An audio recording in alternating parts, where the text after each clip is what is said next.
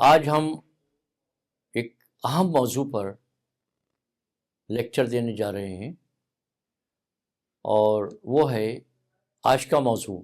آج کے لیکچر کا موضوع ہے عزیز طلباء و طالبات، اہم ادبی تراجم، جس میں افسانہ، ناول اور ڈرامہ، یہ تین اصناف ہم نے اس میں شامل کیے ہیں۔ موضوع ہے اہم ادبی تراجم، اس میں افسانہ، ناول اور ڈرامہ۔ داستانیں چونکہ طویل ہوتی ہیں، اس نے اس لیکچر میں داستانوں کو شامل نہیں کیا ہے، اور اس طرح سے داستانوں کے تراجم موجود بھی نہیں ہیں، کیونکہ داستانیں کئی والیوم میں ہوتی ہیں، بہت بڑی ہوتی ہیں، تو ان کے تراجم جو ہیں اس میں شامل نہیں کیے گئے۔ افسانہ، ناول اور ڈرامہ، تین اصناف کو ہم نے بطور خاص اس میں شامل کیا ہے۔ یہ تینوں ہی اردو ادب کی اہم اصناف ہیں، افسانہ، ناول اور ڈرامہ۔ ان تینوں اصناف نے جنوبی ایشیا کی ثقافتی اور سماجی تاریخ کو اجاگر کیا ہے۔ افسانہ، دیکھیے، پہلے تو جیسا کہ آپ واقف ہیں کہ داستانیں لکھی کیا گئیں، بلکہ پہلے داستانوں کا جو طرز تھا وہ اورل تھا، بیانیہ انداز میں داستانیں سنائی جاتی تھیں اور قسطوں میں سنائی جاتی تھیں۔ شام کے وقت جب لوگ اپنی تفنن طبع کے لیے، تفریح کے لیے اور کوئی ذریعہ نہیں تھا، تو وہاں پر محفلیں منعقد ہوتی تھیں شام کے وقت، اور جو پروفیشنل پیشہ ور داستان گو آتے تھے اور وہ داستانوں کو ایک پارٹ، دو پارٹ، تین پارٹ، یعنی قسطوں میں وہ اس کو بیان کرتے تھے، بہت ہی دلچسپ انداز میں۔ اور زیادہ تر جو ان کے جو بیسڈ ہوتے تھے ان داستانوں کا جو سناتے تھے، وہ اساطیری انداز ان کا ہوتا تھا، مافوق فطری عناصر، سپر نیچرل ایلیمنٹس کا ذکر تھا۔ وہ ایسے کردار اس میں شامل ہوتے تھے جن کا یا تو وجود ہوتا ہے لیکن وہ ڈسگائزڈ، یعنی وہ دکھائی نہیں دیتے، جن، بھوت، پری، یا جو تصوراتی نوعیت کے ایسے کردار، یا ایسے کردار جو مثال کے طور پر ایک طوطا ہے یا مینا ہے، تو اس کے اندر شہزادے کی جان جو ہے اس میں بسی ہوئی ہے، اگر طوطے کو کوئی نقصان پہنچے گا تو شہزادے کو نقصان پہنچے گا، اور اس میں عشقی انداز بھی ہوتا تھا۔ بہرحال یہ سب سلسلہ تھا۔ اس کے بعد پھر ناول کا سلسلہ شروع ہوا، کیونکہ وہ طویل ہوتے تھے تو ناول کو لکھنا شروع کیا۔ اور ناول، جیسا کہ آپ واقف ہیں کہ اردو میں ناول نگاری کا جو آغاز ہے وہ ہوتا ہے باضابطہ، جسے ہم ناول کہہ سکتے ہیں۔ تو ڈپٹی نصیر احمد نے علی گڑھ تحریک کے تحت ناول لکھنا شروع کیا۔ تو بہرحال ناولوں کا کردار، ان کا پلاٹ، ان کا قصہ، وہ سب اس کے اجزائے ترکیبی پھر طے ہوئے اور ناول لکھے جانے لگے۔ ناول کا کنسیپٹ جو تھا وہ ہمارے یہاں مغربی ادب سے آیا۔ تو اردو میں باضابطہ ناول نگاری کا آغاز ڈپٹی نذیر احمد سے ہوتا ہے۔ انہوں نے تقریباً 4-5 ناول لکھے، ابن الوقت، توبۃ النصوح، میرات العروس، بنات النعش، اس طرح سے بہت سے ناول ان کے ہیں، اور وہ اردو ناول نگاری میں انہوں نے اس کی پہل کی، اور پہلے ناول نگار کی حیثیت سے وہ تسلیم کیے گئے۔ اس کے بعد پھر ہم نے اس صنف کو لیا ہے افسانہ۔ ناول کے بعد افسانہ۔ افسانہ اس کا پلاٹ اور کردار اس کے کم ہوتے تھے، پلاٹ چھوٹا ہوتا ہے اس کا، اور اس میں ایک وحدت تاثر ہوتا ہے۔ تو اردو میں باضابطہ جو ناول نگاری کا ہم محرک اول مانتے ہیں، پہلا ناول نگار مانتے ہیں، وہ پریم چند کو مانتے ہیں، منشی پریم چند۔ منشی پریم چند نے اردو میں ناول نگاری کا آغاز کیا 20ویں صدی کے آغاز میں، ابتدا میں ناول نگاری کا۔ اس کے بعد ڈرامے کا دور شروع ہوا۔ ڈرامے جو تھے وہ اردو کا پہلا ڈرامہ، اس کے بارے میں یہ کنفیوژن رہا اور یہ طے نہیں ہو پایا۔ عشرت رحمانی نے بھی اس کے بارے میں لکھا اپنی کتاب میں، ادھر ارسطو نے اس کے کچھ اصول بھی بتائے ہیں۔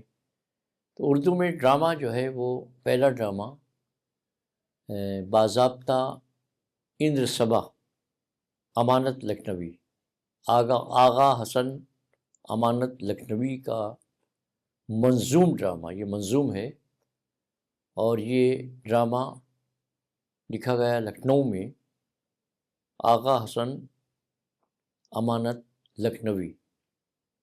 امانت لکھنوی نے اندر صبا کے نام سے ایک منظوم ڈرامہ تحریر کیا، تخلیق کیا، اور اس میں کئی قصوں کو ملا کر کئی منظوم، یعنی جیسے سحر البیان یا گلزار نسیم، اور کئی قصوں کو بیس بنا کر ایک اندر صبا کے نام سے ڈرامہ لکھا۔ اس سے پہلے ایک ڈرامہ لکھا تھا واجد علی شاہ نے،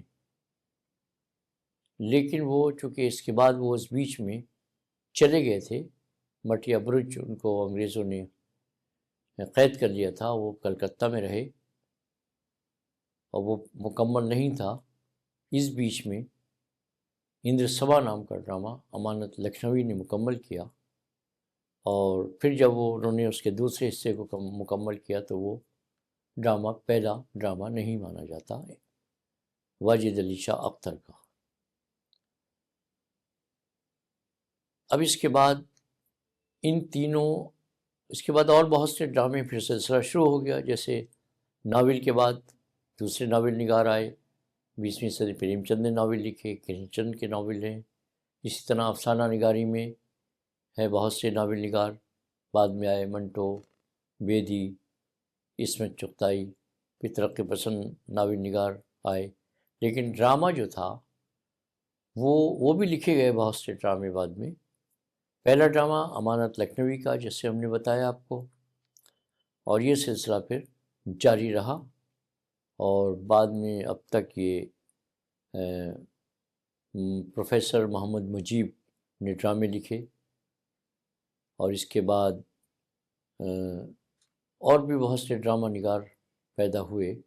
محمد حسن کا ڈرامہ ہے ضحاک۔ تو اس طرح سے، لیکن ڈرامے کی ایک تاریخ یہ رہی کہ اسے علی گڑھ تحریک کے کسی قلمکار نے کوئی ڈرامہ نہیں لکھا، چونکہ وہ اسے اسٹیج کو غیر اسلامی تصور کرتے تھے۔ اس لیے علی گڑھ تحریک کے تحت دس از نوٹیبل پوائنٹ، ان لوگوں نے ڈرامے نہیں لکھے۔ اور اس کے بعد پھر یہ سلسلہ لکھنؤ سے شروع ہوا۔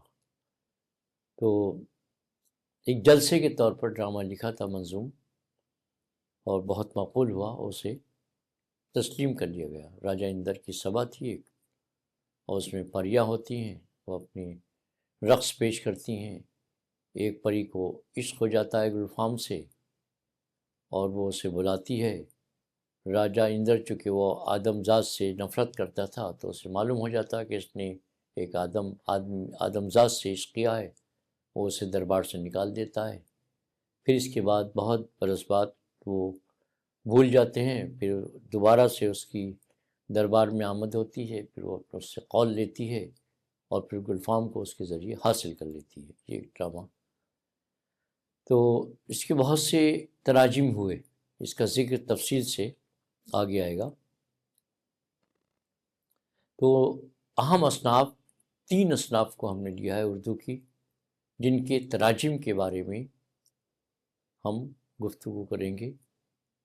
تو اس میں افسانہ، ناول اور ڈرامہ، جنوبی ایشیا کی ثقافتی اور سماجی تاریخ کو انہوں نے ایکسپوز کیا ہے، اسے اجاگر کیا ہے۔ ان اصناف کی تخلیق جو ہے، جو انسانی نفسیات، تاریخی جو واقعات و سانحات ہوئے اور سماجی مسائل کی گہرائی اور گہرائی دونوں، ان کی نمائندگی کرتی ہے، ان کو پیش کرتی ہے۔ اب دیکھیے، افسانے جو ہیں، افسانے سماجی، سیاسی، تہذیبی اور بھی کئی موضوعات پر اس طرح کے افسانے لکھے گئے۔ اس کے علاوہ ناول بھی، اصلاحی ناول لکھے گئے ابتدا میں۔ تو یہ سب ڈرامے بھی بعد میں جو تھے، پہلے تھوڑے سے وہ اساطیری نوعیت کے تھے، پھر بعد میں تجارت کی غرض سے جو عیسائی تھے وہ اپنی اس کو پروپیگیٹ کرنے کے لیے کرسچینٹی کو ڈرامے انہوں نے لکھے۔ تو بہرحال اس میں اس طرح کے یہ تمام موضوعات ملتے ہیں۔ تراجم کے ذریعے عالمی سطح پر ایک دوسرے کے تہذیب و تمدن، بود و باش، طرز معاشرت جیسا کہ ہوتا ہے، وہ ایک دوسرے سے ایکسچینج ہوا۔ ترجمہ نہ صرف اس میں صرف وہی پھر بات جو اصول پہلے جس کے بارے میں جن لیکچرز میں ہم نے ذکر کیا ہے اور تفصیل سے اس پر گفتگو کی ہے، کہ ترجمہ جو ہے وہ ایسا نہیں کہ الفاظ کو، ایک لفظ کو دوسرے لفظ میں منتقل کر دیں، بلکہ ثقافتوں کا بھی ایک ایکسچینج کا ایک سلسلہ ہے۔ جیسے اردو کو انگریزی، فرانسیسی اور دیگر زبانوں میں اس کا جو ہے اس کو پیش کیا گیا۔ اردو کو انگریزی میں ترجمہ کیا گیا، فرانسیسی میں ترجمہ کیا گیا، اور ہندوستانی زبانوں کے علاوہ دیگر، پہلے تو ہندوستانی زبانوں میں آپس میں جو ساہتیہ اکیڈمی نے بڑا اہم کارنامہ انجام دیا ہے، وہ جاری ہے، نیشنل بک ٹرسٹ نے، اکیڈمیز نے، لیکن ساہتیہ اکیڈمی اس میں بہت امپورٹنٹ رول ادا کرتی ہے اور کرتی رہتی ہے، انگریزی سے اور اردو میں یہ خاص طور سے ہے۔ فرانسیسی کا تو اتنا کام نہیں ہوا دوسری زبانوں کا، لیکن اردو، انگریزی اور وائس ورثہ جو انڈین لینگویجز ہیں، اس طرح کا کام انہوں نے ساہتیہ اکیڈمی نے کیا ہے۔ اب دیکھیے، مثال کے طور پر دیکھیے، پریم چند جو ہے وہ اس کو دوسری زبانوں میں متعارف کرانے میں تراجم کا آفاقیت ان کو دیں۔ بھئی پریم چند نے جو لکھا، یا ملیالم میں جو ویکم محمد بشیر نے لکھا، یا ٹیگور نے بنگلہ زبان میں لکھا، تو ہم تک کیسے پہنچا؟ وہ ٹیگور کے افسانے، ٹیگور نے افسانے لکھے، بلکہ اس موضوع پر ٹیگور اور پریم چند کی کہانیوں کا تقابلی مطالعہ، تحقیقی اور تنقیدی جائزہ، اس موضوع پر ہمارے یہاں شعبہ اردو میں میری نگرانی میں ایک تھیسس لکھی گئی، وہ جمع ہوئی اور وہ ڈگری اس پر ایوارڈ ہوئی۔ اب وہ کینڈیڈیٹ یا میں خود سپروائزر نہیں جانتا بنگلہ زبان، تو سب ترجمے کے ذریعے سمجھا ہم نے، کابلی والا یا پوسٹ ماسٹر یا اور بھی جو ان کی تخلیقات ہیں، وہ ترجمے کے ذریعے ہم نے سمجھا، اور اس کے بعد اس کا تقابل، چونکہ پریم چند کا اور ٹیگور کا ایک ہی پیریڈ تھا، پریم چند بھی لکھ رہے تھے اور ٹیگور بھی لکھ رہے تھے، ان کا انداز الگ تھا، ان کے موضوعات الگ تھے، ان کی اپروچز الگ تھیں، ان کا میسیج الگ تھا۔ پریم چند کی نے جن مسائل پر بات کی جن موضوعات پر افسانے تخلیق کیے ان کے موضوعات الگ تھے، لیکن جب اس کو اردو سے انگریزی اور فرانسیسی اور دیگر زبانوں میں ترجمہ ہوئے، وہاں پر ہمارا جو طرز تھا، لکھنے کا طریقہ تھا، یا جو ہم میسیج دینا چاہتے تھے، وہ دوسری زبانوں کو، یعنی ڈیمونسٹریکیشن ٹو فارنائزیشن، یہاں یہ تھیوری نظریہ صادق آتا ہے۔ ڈیمونسٹریکیشن جو ہم نے اپنی نیٹو لینگویج میں یا انڈین لینگویج میں اس کو فارنائزیشن کیا، دوسری زبانوں سے منتقل کیا، تو in fact that was not a easy task, مشکل کام تھا، مشکل مرحلہ تھا۔ اب مثال کے طور پر سعادت حسن منٹو کے افسانے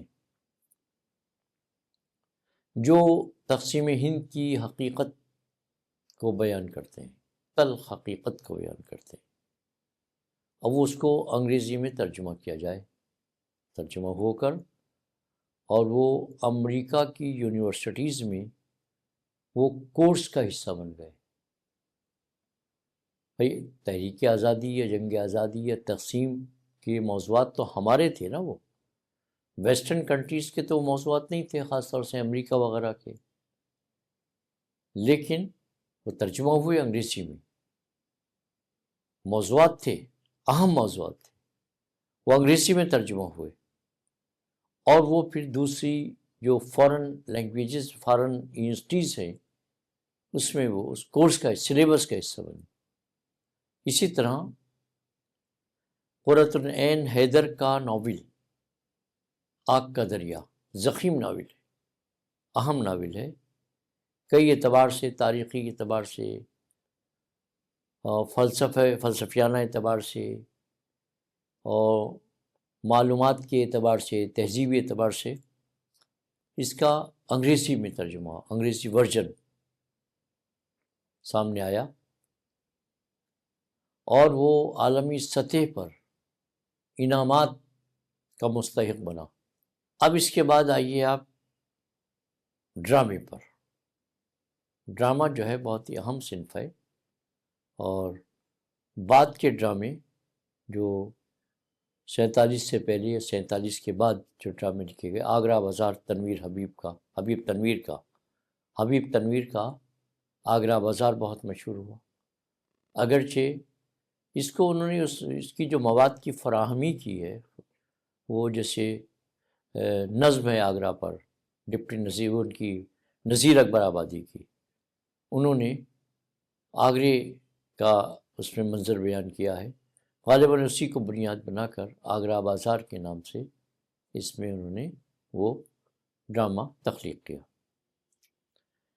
جو ڈرامے کی سمت جو ہے، جو اردو میں جب باضابطہ پارسی تھیٹر شروع ہوا، تو اس سے یہ ارتقاء اس کا ہوا، فروغ حاصل ہوا، کیونکہ پہلے جو ڈرامے ہوتے تھے اس میں اسٹیج نہیں ہوتا تھا، بعد میں وہ ڈرامے جو تھے وہ سوانگ وغیرہ کی شکل میں ہوتے تھے، کہ کسی ایک مقام پر علاقے کے جو چوراہا ہوتا تھا، وہ سب لوگ جمع ہو جاتے تھے، وہاں پر وہ سانگ کی شکل میں مرد عورتوں کے کردار میں آتے تھے، اسے پیش کرتے تھے۔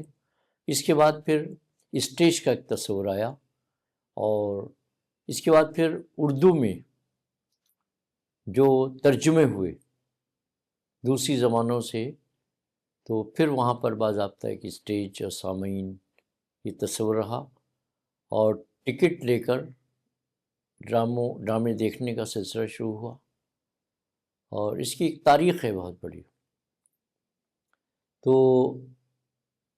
جو ہے کہ ڈرامے کی صنف جو اردو میں پارسی تھیٹر سے پروان چڑھی،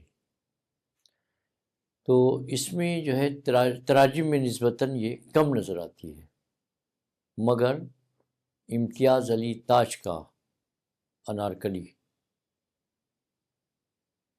یہ بہت اہم ڈرامہ ہے، تاریخی پس منظر میں آپ اسے دیکھیں تو یہ بہت اہم بہترین ڈرامہ ہے انارکلی۔ آپ سب لوگوں نے پڑھا ہوگا، ورنہ ضرور پڑھیے۔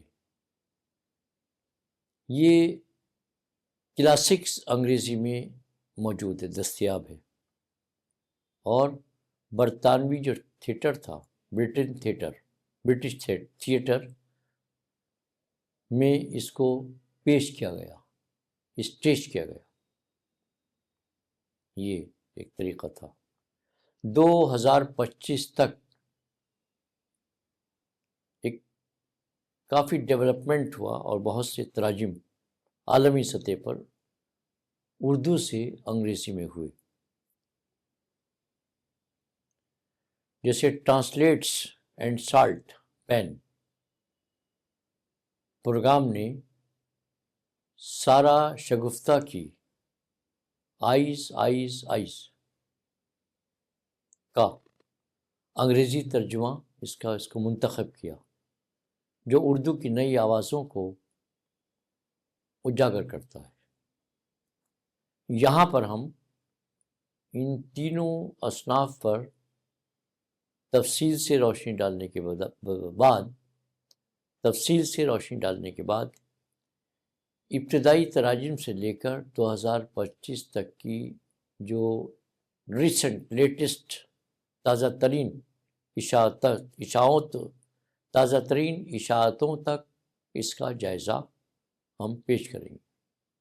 آئیے جناب، یہ جائزہ اردو ادب کی عالمی رسائی کو واضح کرے گا کہ اردو جو ہے وہ گلوبل لیول پر اس کی کہاں تک اپروچ ہے، اور کہاں کہاں اردو کی تخلیقات فارن لینگویجز میں ترجمہ ہو کر اور یہ مقبولیت حاصل کر چکی ہیں۔ اب جیسے ریختہ ایک پلیٹ فارم ہے، اور گڈ ریڈس یہ بھی ایک پلیٹ فارم ہے۔ اس کے علاوہ ورثہ فاؤنڈیشن ابھی شروع ہوا ہے، اور آہستہ آہستہ وہ مقبول ہوگا اور آپ تک پہنچے گا۔ ریختہ فاؤنڈیشن وہ بھی ایک، ریختہ فاؤنڈیشن کے علاوہ Virsa foundation, Rekhta foundation, Goodreads اور ورثہ فاؤنڈیشن جو نیو یارک میں ہے، اور یہ بھی عالمی سطح پر اپنی پہچان رکھتا ہے، چونکہ نیا ہے اس لیے آہستہ آہستہ آپ تک پہنچے گا۔ اس طرح کے پلیٹ فارمز نے تراجم کو، اس کی پہنچ کو ریڈرشپ کے لیے ایک آسان ذریعہ بنایا۔ ریڈر کی اپروچ ہوئی ان پلیٹ فارمز کے ذریعے تراجم کی۔ اب دیکھیے، تراجم کی اہمیت سے آپ واقف ہیں۔ اردو جو غالباً دنیا کی تیسری بولی جانے والی زبان ہے، تھرڈ لینگویج، 70 ملین سے زیادہ لوگوں کے رابطے میں ہے، بول چال کے، لکھنے پڑھنے کے، کسی نہ کسی طرح سے صحافت کے ذریعے اس کی پہچان ہے۔ گلوبلائزیشن کی مارکیٹ میں اس سطح پر اس کا اگر ہم تجزیہ کریں تو ان اصناف کی دنیا میں یہ تراجم کامیابی سے ہمکنار ہیں۔ اب آئیے ہم افسانے سے بات شروع کرتے ہیں۔ اردو کے مختصر کہانیوں کے اہم تراجم افسانہ اور افسانچہ، جو افسانے سے چھوٹے ہیں وہ افسانچے کی شکل میں ہیں۔ اردو افسانہ جو 20ویں صدی کے آغاز میں متعارف ہوا، باضابطہ طور پر فنی اعتبار سے، فنی امتیازات کے اعتبار سے اس کی پذیرائی ہوئی۔ اس میں پریم چند کے علاوہ سعادت حسن منٹو، جن کے تراجم انگریزی میں یا دوسری زبانوں میں ہوئے، ان کو ہم یہاں شامل کریں گے اور ان کا ہی ذکر کریں گے۔ سعادت حسن منٹو، نیر مسعود اور راجندر سنگھ بیدی جیسی شخصیات کی وجہ سے دنیا میں یہ افسانہ جو ہے وہ بہت مشہور ہوا، اور اس کی مختصر جو اختصار جو ہے، اس سے ترجمے کے لیے اس کی اہمیت بڑھ جاتی ہے۔ یہ افسانہ جو ہے ناول کے مقابلے میں مختصر ہے، کیونکہ یہ مشاہدات، تجربات، گہرائی و گہرائی کو، ان موضوعات کو کم الفاظ میں اپنا بڑا میسج دینے میں بہت اہمیت کا حامل ہے۔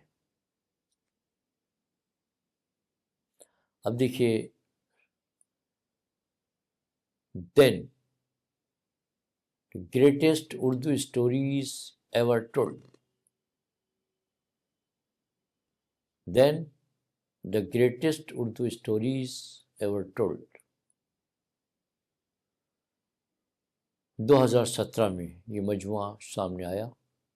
محمد عمر میمن نے اسے مرتب کیا اور ترجمہ بھی کیا۔ اس میں 25 بہترین منتخب افسانے شامل ہیں، اس کا مجموعہ ہے۔ ان افسانوں میں منٹو کا افسانہ مشہور، بہت مشہور ہے، یہ بہت پڑھا جاتا ہے، ٹوبہ ٹیک سنگھ۔ اس کے علاوہ نیر مسعود کا بھی ایک افسانہ شامل ہے۔ یہ کتاب اردو افسانے کی جو رومانوی سے لے کر سیاسی موضوعات تک، اس میں اس طرح کے موضوعات شامل ہیں۔ مطلب موضوع جو تنوع ہے موضوعات کا، رومانی، رومانٹسزم، پولیٹیکل، سوشل، اور ایک جو اس زمانے میں تقسیم، جو دو قومی نظریات میں ملک تقسیم ہوا تھا، اس حوالے سے، حب الوطنی کے حوالے سے کو یہ انگریزی کے جو ریڈرز ہیں، انگریزی قارئین، وہاں تک یہ میسج پہنچتا ہے، اور جو فارن ریڈرز ہیں، خاص طور سے انگلش کے جو ریڈرز ہیں، وہ ہمارے ان موضوعات سے واقف ہوتے ہیں۔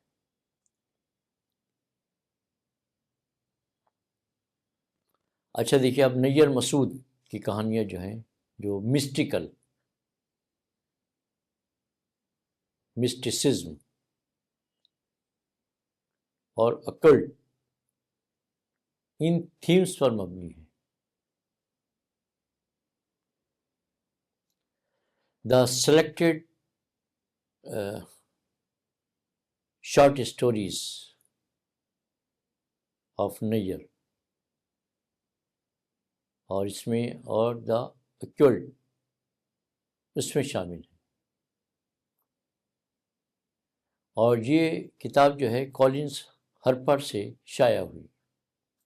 ان تراجم میں نیر مسعود کی لسانی جو ایک بیانیہ کا انداز ہوتا ہے، زبان کے اعتبار سے اور ناریشن کے، بیانیہ کے اعتبار سے بہت ہی منفرد، بڑی چابک دستی سے انہوں نے، اور نفسیاتی گہرائی بھی اس میں برقرار رکھی ہے۔ جو ان کہانیوں کو عالمی ادبی حلقوں میں مقبول بناتی ہے۔ The Collins Harper book of Urdu short stories میں 15 افسانے شامل ہیں۔ ان افسانوں میں بلراج مینرا، جیلانی بانو اور انتظار حسین کے افسانے شامل کیے گئے ہیں، تخلیقات شامل ہیں۔ اور یہ مجموعہ جو ہے اردو افسانے کی جو ایک ماڈرنزم کا جو اسپیکٹ ہے، جدیدیت کہتے ہیں جسے، اس کو ہائی لائٹ کرتا ہے، اسے اجاگر کرتا ہے۔ جہاں مترجم نے اصل کی خوبصورتی کو انگریزی کی جو سادگی ہے اور اس کی گہرائی ہے، اس سے مطابقت اس کو شامل کیا ہے، اس کو اجاگر کرنے کی کوشش کی ہے۔ اب دیکھیے، ایک نام ہے خالدہ اصغر کا، ان کا افسانہ ہے دی ویگن، 2021 میں شائع ہوا، جو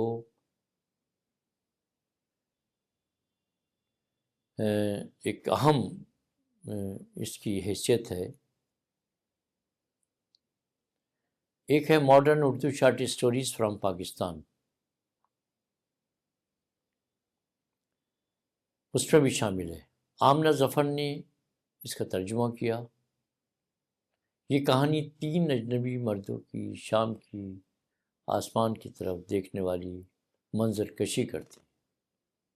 اس کہانی میں کیا 3 اجنبی مرد ہیں، وہ آسمان کی طرف دیکھنے والی جو ان کا طرز ہے دیکھتے ہیں، وہ اس پر ایک بہترین بیانیہ کے طور پر اس کو پیش کرتی ہے۔ اب آگے کیا ہے اس کو پڑھنے کے بعد پتہ چلے گا، اور جو قارئین کو پاکستانی افسانوی ادب کی نئی جہت سے روشناس کراتی ہے۔ خالد فتح محمد کا دی بونس، جو امیدیں اور موت کی کہانی ہے، انگریزی میں یہ دستیاب ہے اور یہ دی لنگو لیکسیکون میں کے ذریعے شائع ہوا۔ اس میں جو لوگ مر رہے ہیں ان لوگوں کی بڑی تعداد اور دوائیوں کی کمی کی وجہ سے لوگوں کی موت ہوئی۔ اس کے علاوہ یہ اردو افسانے کی سماجی تنقید کے تناظر میں اس کی وضاحت کرتی ہے۔ سماجی تنقید اس میں تفصیل سے تو نہیں بتایا جا سکتا وقت کی کمی کی وجہ سے۔ بلراج بیندرا کا مشہور افسانہ وہ کا انگریزی ترجمہ دیٹ ہوا، دیٹ ون، وہ مطلب دیٹ ون، جو رضا نسیم نے کیا، اور یہ جو ہے academia.edu پر اویلیبل ہے۔ یہ ترجمہ زبان کی ترقی اور سوفسٹیکیشن کو فروغ دیتا ہے۔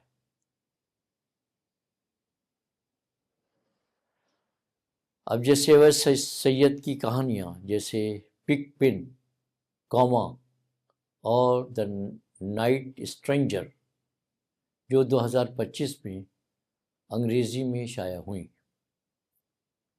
مختلف مجموعوں میں شامل ہیں۔